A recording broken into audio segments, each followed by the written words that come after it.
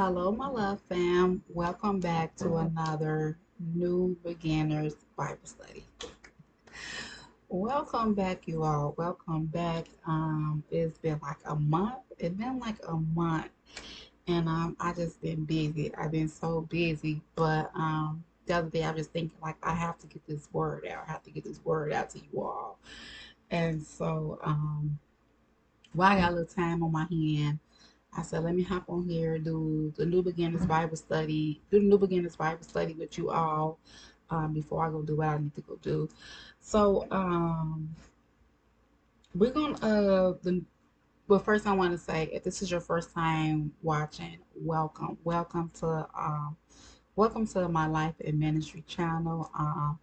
New Beginners Bible Study. This is your first time watching one of my New Beginner Bible studies. And the reason why I call it New Beginner Bible Study is because this is something that God had given me. God had given me to do like New Beginners Bible Study because when I first got saved, I was in my church. We had the newcomers class, and the newcomers class is for new believers that just got saved, and it's teaching you everything about the Bible. It's teaching you about being saved. It's teaching you about serving in His kingdom. I did videos on that. I have playlists on Bible studies. All those videos are in there.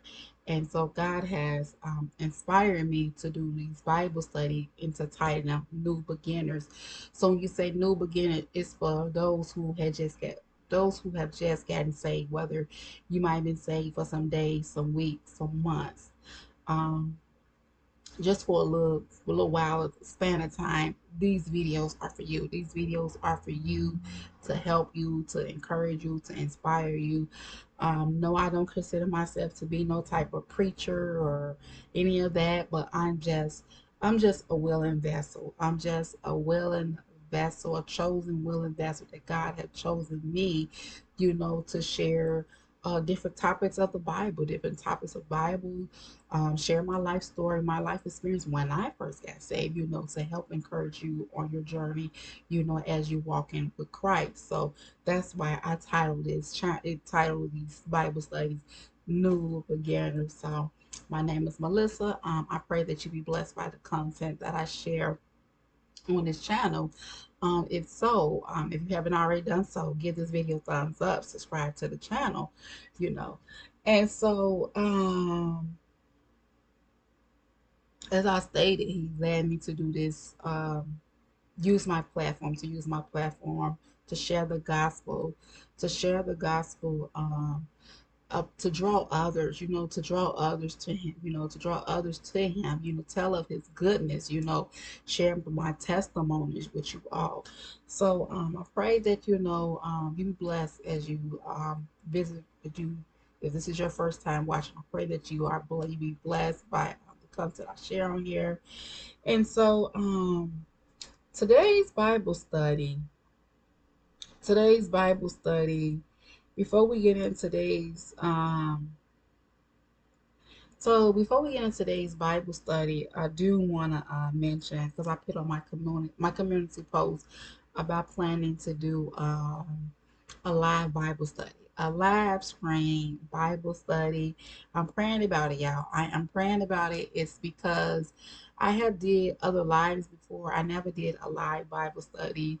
And so my only concern is that while we doing the Bible study, I want you all, we can just interact, we can just talk about, the Bible study. But I don't like when trolls just shows up. I know they gonna come, and then you gotta stop what you doing, teaching the Bible study, and then you gotta block the trolls. And so I'm going to pray that the Lord, He block all the evil doors, and so you all can get what you need, So I'm praying about that. But that's just an idea just came to me the other day, like do a live Bible study.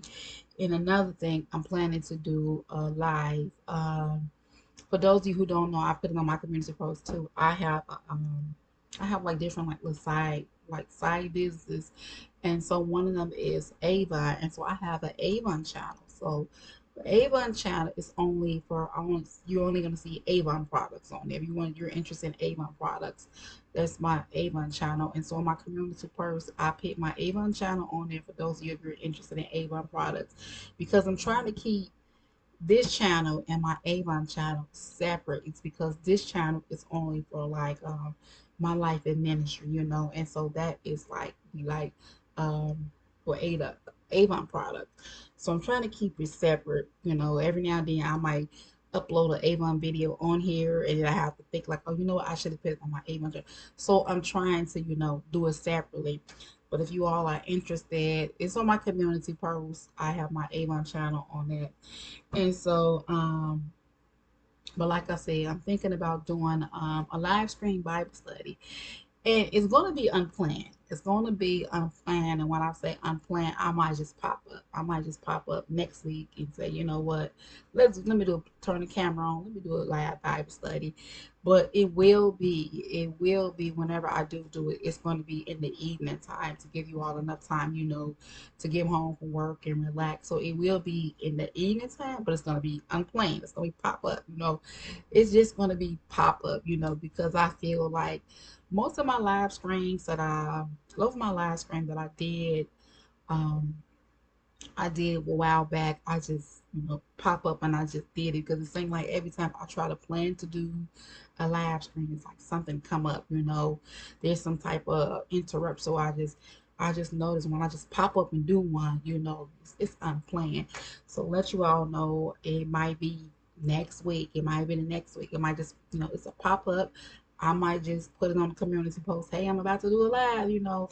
But it's going to be in the evening time. I don't want to do it early in the morning. It's going to be like late in the evening.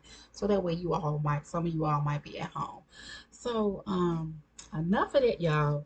So let's get into the Bible study. And the Bible study that we're going to be studying on today is from a lesson from my Sunday school book, and this title, Jesus and the Garden. Jesus and the Garden. And we're going to be reading Luke chapter 22, verse 39 through 46, and Romans chapter 5, verse 12 through 19. And when I was studying this lesson, when I was reading this lesson, like, there have been so many times that I have studied my Sunday school lesson, did it. But this was like the first time, I believe it was like the first time ever I studied a Sunday school lesson. And I got so emotional. I was crying. The Lord was just showing stuff to me in a vision. And I got so emotional is because when you read this and it's talking about Jesus in the garden, this is when Jesus went this is when Jesus went into the garden, and he asked the disciples, to pray. Can you at least pray with me 1 hour so he won't be into temptation? And so this is what we're going to be studying about today. And I got some keynotes. I'm telling y'all, I was just crying. I was like, Lord, because he began to show me, just like a vision of, the true me. Like he was, you know, transition. He was transitioning. He's getting ready to go to glory. So let's read it. Let's read Luke. Let's read Luke real quick. We're going to start at Luke chapter 22, verse 39. And we're going to read it all the way through 46. I might not be able to do like I normally do, like read through like the study notes. I'm gonna see you all. So Luke 39. Luke 22 and 39. Let's read. And if you have your Bibles, you can read with me. If not, you can just listen along and you can come back and write the scriptures down. Luke 22, verse 39. And it came out and went as he was wont, to the Mount of Olives, and his disciples also followed him. Verse 40. And when he was at the place, he said unto them, pray that you enter not into temptation. And he was withdrawn from them about a stone cast, and kneeled down. And kneel down and prayed. Verse 42, saying, Father, if thou be willing, remove this cup from me. Nevertheless, not my will, but thine be done. He was asking the Father, like, um, I just want to paraphrase, like, you know, if it be your will, can you remove this cup? Because when you read it from sure Jesus, like God was showing him, like it's when you're ready to be transitioned to glory. And so he was saying, if it be thy will, if it be, if it, if thou be willing, remove. If it's willing, God, can you remove this cup? Can you remove this cup from me? Nevertheless, not my will, but thine will be done. Verse 43, and there appeared an angel unto him from heaven, strengthening him. And that's something that stood out to me, is because here it is, Jesus, he's in the garden, and he got the disciples with him, and he asking them to pray. He like, so we won't be into temptation. And I'm pretty sure that God was showing him, pretty sure that God probably was showing Jesus, like, showing him like what was going to happen, what was going to take place, showing him a glimpse of what was going to happen, what is going to take place. So that's why he was praying and said, if it be thy will, can you remove this cup? But what stood out to me, here it is, he's in a garden, he's praying, he probably was in all type of pain and agony. And so angels. God sent angels to strengthen him. He sent angels to strengthen him. And that's sometimes we don't look at, like when you're going through different tests and trial, whatever it is you might be going through in your life, you might be down. God will send angels. He will send angels to come and strengthen you. There were so many times I went through things, and I know without a shadow of a doubt, that was never angels. There was angels, ministering to me, encouraging me, telling me, get up, you can do it, you can make it. And so many times I look around in the room and I'm like, those angels, he sent angels to strengthen him. And that really just stood out to me, to know that here it is, his son, his dear son, Jesus Christ, and he see him in pain and agony, and he sent angels to strengthen him. Verse 44, and then in agony he prayed more earnestly, and sweat was as if it was great drops of blood. Here is sweat. Sweat. Can you see sweat just coming down, like it's just drops of blood falling down to the ground? And when he rose up from prayer and was come to his disciples, he found them sleeping for sorrow. And he said unto them, Why sleep ye? Why sleep ye? Rise and pray, lest you enter into temptation. Verse 47. And while he yet spake, behold, a multitude, and he that was called Judas, one of the 12, went before them, and drew near unto Jesus to kiss him. But Judas, let me see, what we supposed to stop at? Okay, we're supposed to stop at verse 46. So we're going to stop at verse 46. So here it is. He's telling the disciples, telling the disciples, he found them sleeping for sorrow. And he said unto them, Why sleep? Like, why sleep ye? Like, why are you asleep? You need to be praying. And the reason why you need to be praying is because while you praying, God will reveal things to you. God will reveal things to you while you are praying. He will show you things and reveal things to let you know, like, hey, trouble is coming. Trouble is coming. But Jesus was the only one praying. The disciples went to sleep. They went to sleep. Had they would have been praying like Jesus, God would have revealed to them, like, hey, trouble coming your way. Trouble is coming your way. And so that's why he told them, can you at least pray with me 1 hour? Like, so we won't be leading to temptation. So this is why it's so important that, we have to pray. We have to pray, when we get up, we go to sleep, wherever you go. It's because you never know. You never know when trouble might be around you, come your way. There's so many times I have went places, and I remember just recently, I was coming from church. Recently, I was coming from church, and as I was coming from church, I was on a bus, and this man got on the bus, and he had like this mask on, and he was just looking real, he just wasn't looking himself. He was looking like he was up to something. And so I just kept my, I just kept my eye on him. And so he came and he sat behind me. He came and sat behind me. And when he sat behind me, I just felt something. Something you could just feel danger, trouble. And so he came and sat behind me, and I just felt something in my spirit, like you need to get up, like move. And so I'm the type of person, and I teach my girls, like, if you get on public transportation and if you see somebody sitting behind you, they don't look like they in their right state of mind. They don't look like they all together. Do not sit in front of them. Don't sit in front of them. Try not to sit across of them. Try to sit closer to the front with a bus driver, because you don't know. You don't know the state of mind they're in. You don't know what they're gonna do. And so I just felt trouble. And so I got up. I got up and I moved.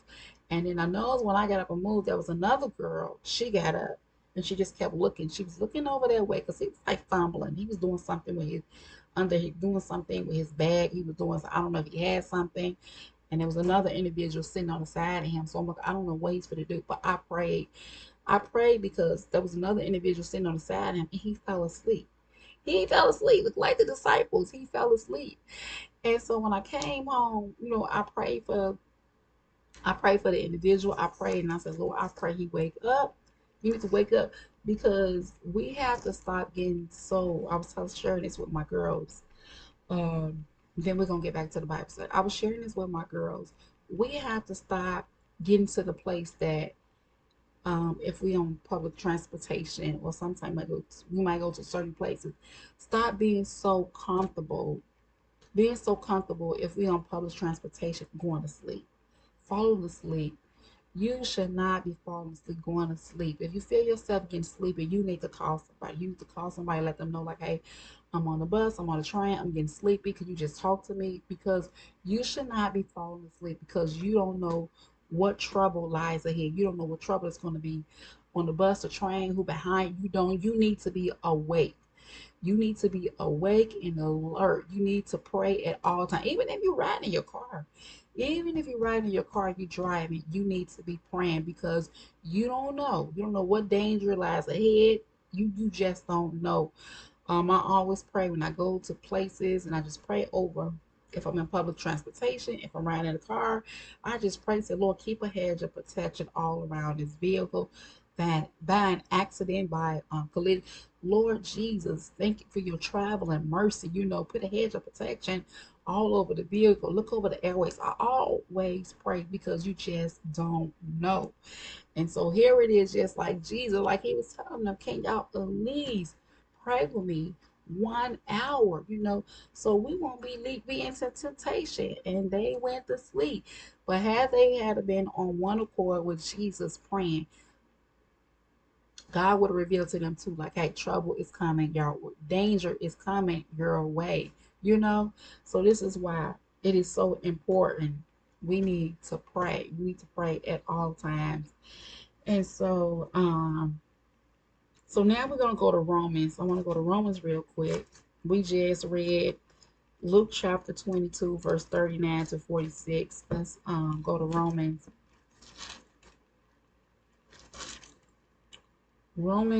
5. Romans chapter 5, verse 12 through 9.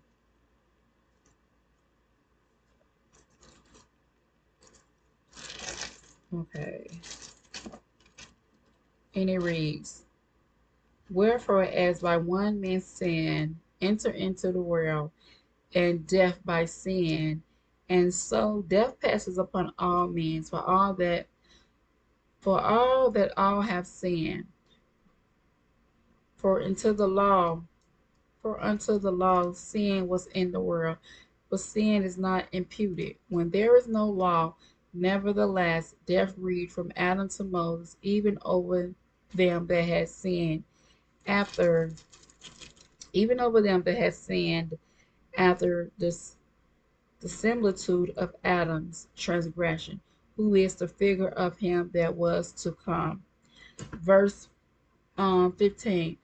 But not as the office, so also is the free gift. For if through the offense of one many be dead, much more the grace of God and the gift by grace, which is by one man, Jesus Christ, hath bound unto many and not as it was by one that sinned. So is the gift for the judgment way by one to condemnation. But the free gift is of many offenses into justification. 17. For if by one man's offenses death reigned by one, much more they which receive abundance of grace and of the gift of righteousness shall reach in life by one Jesus Christ. Verse 18. Therefore, as by the offense of one judgment came upon all men to condemnation, even so by the righteousness of one the free gift came upon all men unto justification of life. Verse 19.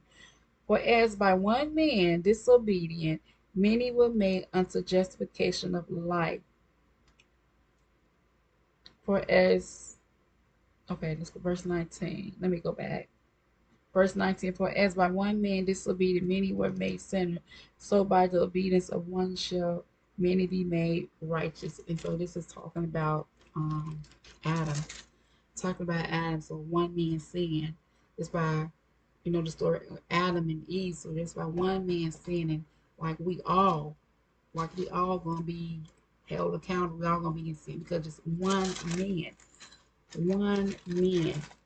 And so I want to read this, break this down. Romans, the study Bible. We're gonna read what the study Bible notes is saying, and we're gonna start at verse 12. We're gonna start at verse 12. I want to break this down, to give y'all a better understanding. Verse 12, how can we be declared guilty for something Adam did thousands of years ago? Many feel it isn't fair to God to judge us because of Adam's sin. Just yet each of us confirms our inheritance with Adam by one own sin. Every day we have the same sinful nature and are prone to rebel against God, and we are judged for the sins we commit because we are sinners. It isn't fairness we need, it's mercy. Verse 13 and 14. Paul has shown that keeping the law does not bring salvation. Now he adds that breaking the law is not what brings death. Death is the result of Adam's sin. Adam's sin of the sins we all committed. Even if they don't resemble Adam, Paul reminds his readers that for thousands of years the law had not yet been explicitly given, and yet people died. The law was added, he explains in chapter 5, verse 22, to help people see their sinfulness, to show them the seriousness of their offenses, and to give them to God for mercy and pardon. This was true in Moses' days, and it is still true. Sin is a deep propensity between who we are and who we were created to be. The law points out our sin and places the responsibility for it squarely on our shoulder, but the law offers no remedy. When we're convicted of sin, we must turn to Jesus Christ for healing. And Adam is a figure of pattern. Adam is the counterpart of Christ. Just as Adam was a representative of created humanity, so is Christ the representative of new spiritual. So Adam was the representative of created humanity. So is Christ the representative of new spiritual humanity. Verse 15 through 19. We are all born into Adam's physical family, the family line that leads to certain death. All of us reap the same results of Adam's sin.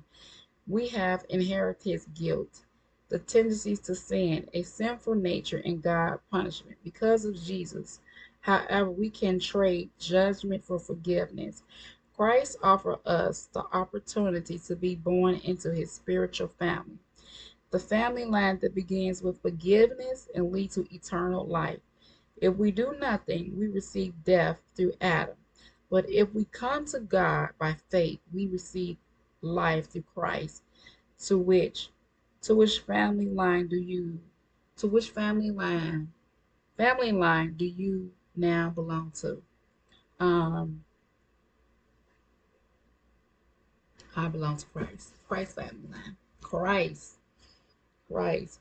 And so I just read you the study Bible notes for Romans chapter 12 through 19. And so I want to share some notes with you all this is from the lesson when I was studying this. And then we're going to get ready to close this out because I don't want to make this too long. So I have a couple of keynotes. And one of the keynotes that stood out to me, I want to share with you all is, and it says, as Jesus contemplated his pending suffering, his body and soul were agonizing over what he was about to do.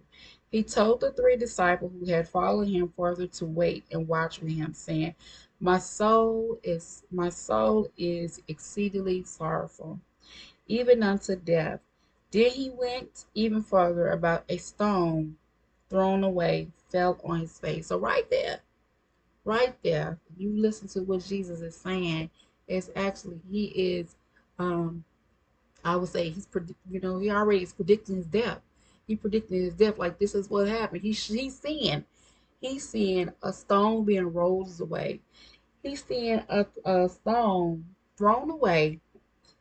Um, he said, then he went even further, about a stone thrown away, and he fell on his face and prayed, oh my Father. Like right now he's seeing, like God is showing him a glimpse, like what's going to happen, but what's going to take place, because we already know Jesus Christ, he's a prophet. I know he's a prophet. He's a prophet. God show you things before they happen. And so he was already seeing like uh, his death before it happened. He's already seen like there's going to be a stone, thrown away. And so you just imagine you seeing this and God revealing to you, showing you like what's going to take place. He's like, Noah, oh my Lord, I gotta pray. Like I have to pray. He fell on his face and prayed, oh my Father, if it be possible, let this cup pass from me. Nevertheless, not as I will, but as thy will. And this is Matthew chapter 26, verse 37 through 39.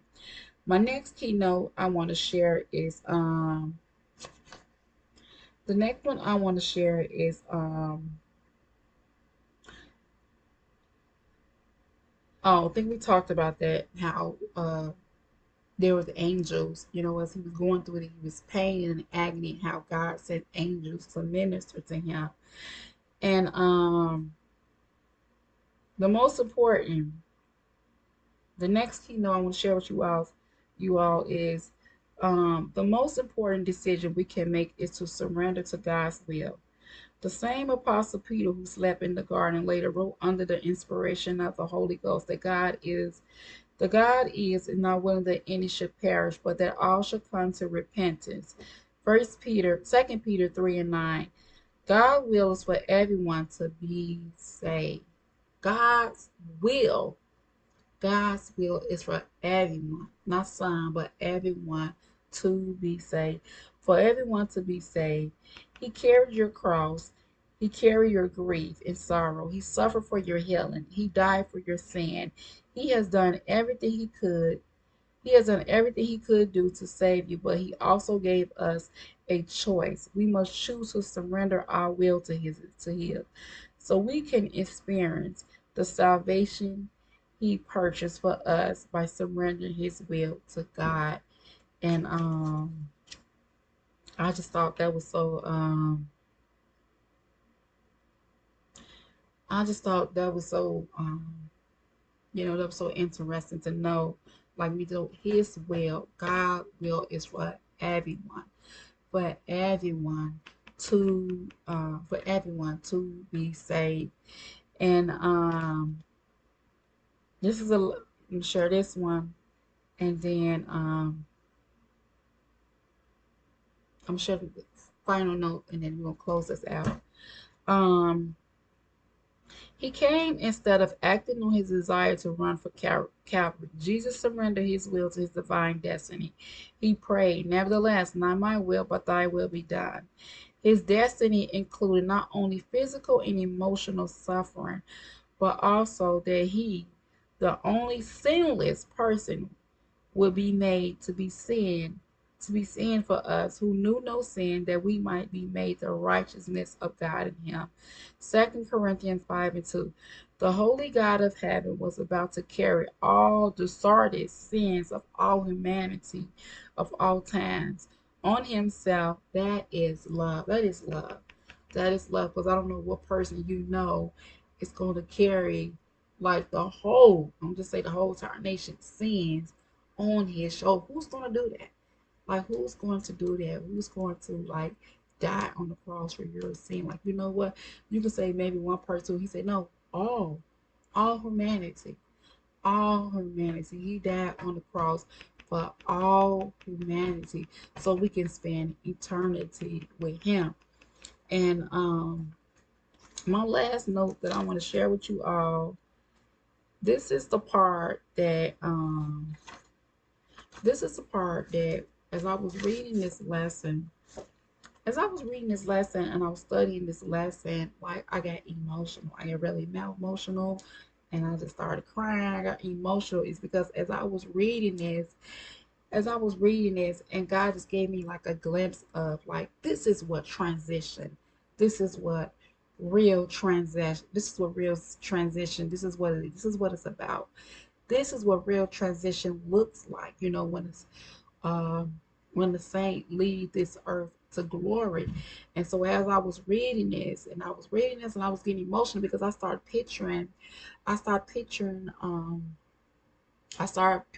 Jesus in the garden, and he's praying after he done seen that, okay, this is gonna happen, it's gonna take place, um, and I just started picturing, got a I got a vision of a person transitioning from earth to glory, leaving their own fleshly body, like this fleshly body that we have right here, this fleshly body, leaving their own fleshly body, but they was being transitioned to, going to glory.